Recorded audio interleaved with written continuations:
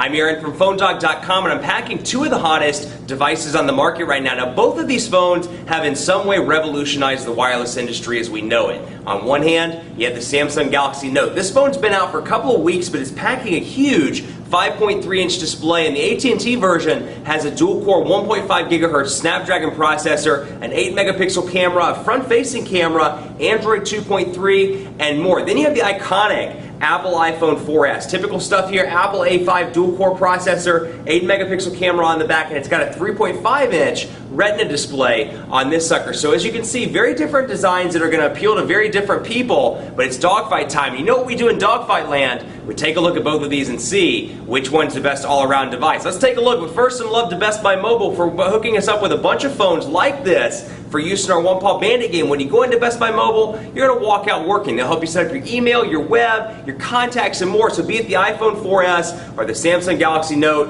you're going to walk out that door and be good to go. Let's take a look at this. Which one's the best? Of course, web browsing would be a particular point of interest for people considering either one of these devices. So let's take a look at the browser, and we'll go to PhoneDog on both of these and take a look. So 4G LTE runs over on the Galaxy Note, HSPA Plus over on the AT&T version, which AT&T also refers to as 4G. So we've got 4G and 4G LTE, with the first one being HSPA Plus. So it's running on HSPA Plus. On AT&T. It's running on CDMA, EVDO, Revision A on the other two carriers, Sprint and Verizon, so it's running on 3G with them. However, on the iPhone, when you see it on AT&T, it says 3G. So technically, 3G device versus 4G LTE device in terms of internet connectivity. There's no 4G LTE iPhone, obviously, just yet, but you can see PhoneDog's loading out. Now take a look at the difference here. They're both in the same, at the same point on the page, and take a look at the difference in screen real estate here when you're comparing PhoneDog to PhoneDog. You can see pinch to zoom, relatively responsive over here on the on the Galaxy Note, thanks to the Snapdragon processor that's a dual-core 1.5 gigahertz chip. And then you have this one over here with the A5 dual-core, and you can see how fluid and responsive it is as well. We'll scroll down through here and getting a little bit of lag, but there it is. Okay, so pinch to zoom, relatively responsive over on this bad boy as well. And so the pinch to zoom, and then of course the portrait to landscape transitions, nice and fast. And then of course you can zoom in and zoom out by using your fingers. Now, we can go over here and add a second page. So you can see PhoneDog's there, hit a new page, and it loads up right here. And then when I want to go back to PhoneDog, I can easily scroll between those two. So again, very fluid in a lot of the operations on the iPhone 4S. Then over here, same thing. I can go over here, and you can see because it's a large display, if you've seen TouchWiz 4.0 before, you can see the differences up here between this browser on a 5.3-inch display and on this version of TouchWiz 4.0, as opposed to, let's say, the Skyrocket or the Galaxy S2 or some of the other devices that are also running 4.0. But you can see, I mean, take a look at the screen real estate. If you're somebody that browses the web a lot, and just before I do that, you know, of course, portrait to landscape, responsive as well. If you're somebody that browses the web a lot, perhaps you watch a lot of YouTube videos, perhaps you listen to music or watch music videos, it's going to be a great device for you because it's just a big display. It's still relatively pocketable. It's a big phone, and you can't obviously wrap your hand around it. At least I can't wrap my hand around it. But still, it's responsive, it works well, and it's got a nice big display with the pinch to zoom capabilities are pretty decent. But let's load up a second page, and you can see, I'll go in here, for example, and take a look at why is the Note, hey, this is pretty fitting, why is the Note so desirable? So let's say I was reading that, and I want to go to my second window here. You can see it'll leave me right where I left off, and I can go to the second window and come right back to PhoneDog, and it shows where I was zoomed in. So that's a nice little touch, and of course still pretty responsive. You can see a little bit of a transition lag there, but it's not too bad. Otherwise, back and forward, of course, bookmarks, got your RSS button, and then your URL entry area right there. So let's take a look at speed test on both of these devices and load that up and take a look. And I'm going to pull this one away really quickly while I activate the wireless network. So we're going to go into airplane mode, and I'm going to come over here and do a speed test because you're running 4G LTE against AT&T's HSPA Plus, which apparently I don't actually have speed test on here. Speed test is up and running and both on the same server, so let's take a look. And I'll tell you about call quality while those are running. I've been relatively impressed with both of these devices on the call quality front. The biggest flaw I see in the iPhone 4S is it seems to pick up a lot of background noise, whereas the Galaxy Note does not. Earpiece is a little bit low, though, on the Galaxy Note. So if you're hard of hearing or you like a loud earpiece, the iPhone 4S is going to be a little bit better in that department. If you want something that has better noise cancellation, you don't want to hear all those noises in the background and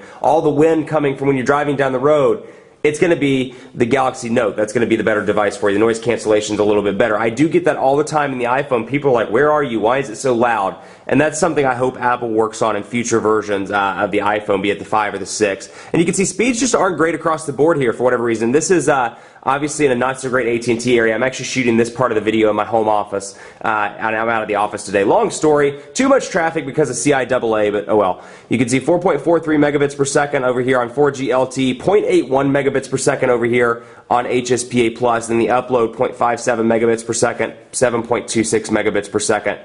On the upload. So you can see, not the best in the world. AT&T speeds, I've seen them as high as 10 megabits per second in great LTE areas. I've seen HSPA Plus as high as about 6 megabits per second in just a phenomenal HSPA Plus area. So we'll take a look at quadrant standard over here on the Galaxy Note. And while that's running, we'll take a look at some of the other stuff over here on the iPhone, because obviously there's no quadrant standard available for the 4S, but we'll take a look and run the full benchmark here. And it's been updated to support dual-core processors and more. So hopefully it's a more accurate indicator, even though I always say take it with a grain of salt, what you see on quadrant standard. So again, very different interfaces here. And while this is very responsive, the downside is, like I said in part 1, you don't get any widget support. So no ability to add widgets or any little snippets of information on the outside of the device. So anything you do, be it check the weather, load up your camera, view Facebook, whatever it is, look at Twitter, it's all got to be done through an actual application as opposed to just using a widget. Now the upside is the battery life's a little bit better. This has a 1,420 milliamp hour battery, and while it does pale in comparison to previous iPhones because of the dual-core processor and more, and of course iOS 5 just seems to take a little bit more battery power, it does a pretty decent job for the most part of making it through the day. I can make it about 14 hours with moderate use on the iPhone 4S and make it through the day without requiring a charge. So I've had a lot of success. There were a lot of battery issues circulating around with the 4S when it first came out, but otherwise I've had pretty decent success. The Galaxy Note, very similar here, about 12 hours with a giant 2,500 milliamp hour battery. And of course, here's the phone application as well. And you can see nothing's really changed here. You have your favorites, your recents, contacts, and of course, visual voicemail, which you can access down here. And here's your keypad. Keys are all together, and then you have the ability to add a contact. You can call, or you can delete the actual number itself. And like I said in part 1, if you wonder why I keep pulling them away, it's because both of these I have my personal SIM cards in them, so they've been used as personal devices. So we're going to load up quadrant standard over here, loading up at 2,396, so definitely respectable, but again, take quadrant standard with a grain of salt. 2,396, according to this, comes in higher than the Galaxy Tab, the Galaxy Nexus, and the Nexus S. So it's a pretty fast device. That said, having worked with the international version and the AT&T version, I do see some lag on the AT&T version that I don't see on the international version. I'll say that though, I'll preface that or continue that by saying that out of all the Exynos processor devices I've worked with, the International Note performs the least amazing to me out of any of the Exynos devices. Galaxy S2 is still where it's at if you want an Exynos processor. Even the Exynos chip in the International Note just seems like it leaves a lot to be desired. But let's take a look at the 8 megapixel cameras on both of these, because you're running 8 megapixel shooters, 1080p HD video recording, and again, two very different interfaces here.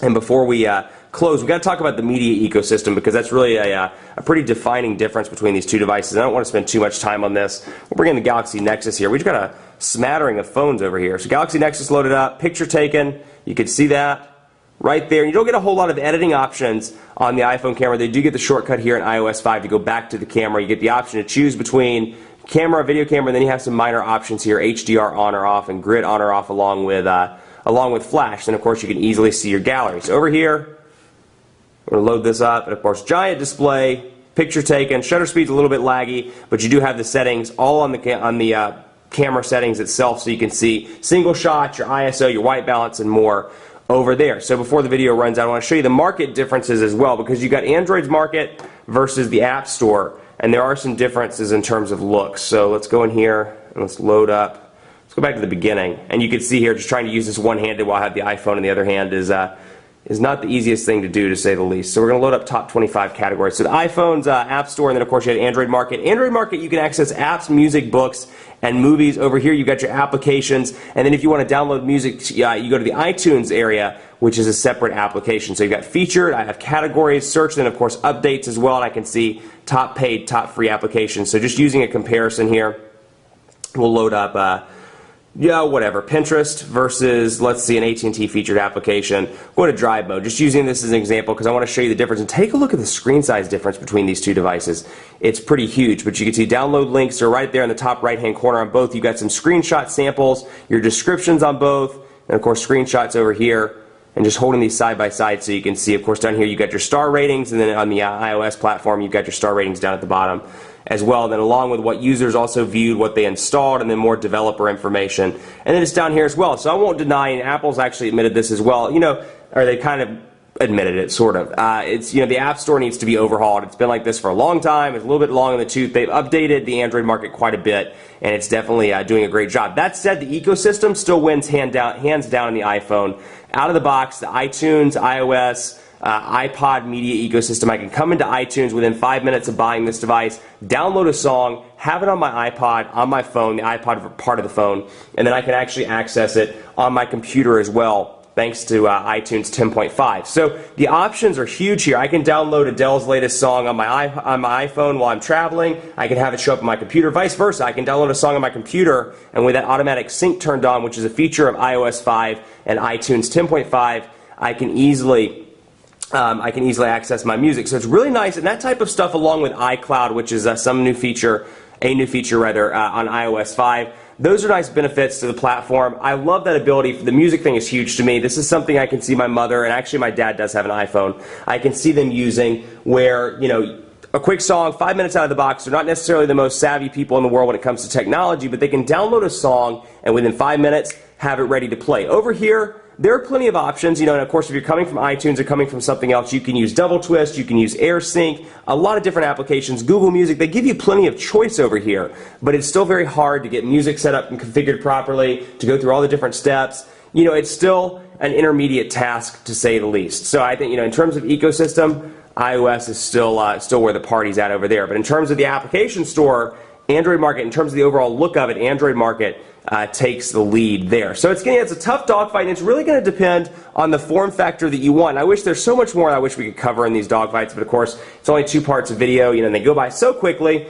The winner of the dogfight, and give me a drum roll please, drum roll, the winner of the dogfight is the Samsung Galaxy Note. And I'll tell you why. The reason why, a couple of reasons. One, the specs are fantastic over here. You've got a dual-core processor, you've got a giant display, and this is not going to be for everybody. This is too big of a phone, and if you like Android, you like TouchWiz 4.0, you're looking for something else, consider the Galaxy S2, maybe the Skyrocket on AT&T, which is also another LTE device. But, you know, a beautiful device with a nice big battery. The App Store has been updated. It definitely is fit for 2012. That said, the ecosystem, if you're a music buff, I will always recommend, at least right now until Android does something about the standardization of music, I will always recommend the iPhone 4S. The music department, they've done a great job with Google Music. They're integrating it into the Android market. They're doing a better job with that, but Apple definitely got the lead, and I don't think anybody can deny this. Apple definitely got the lead with iTunes, and they integrated it in from day one with the iPhone, and it continues to be part of the success of the iPhone series. I mean, you know, hey, I have iTunes.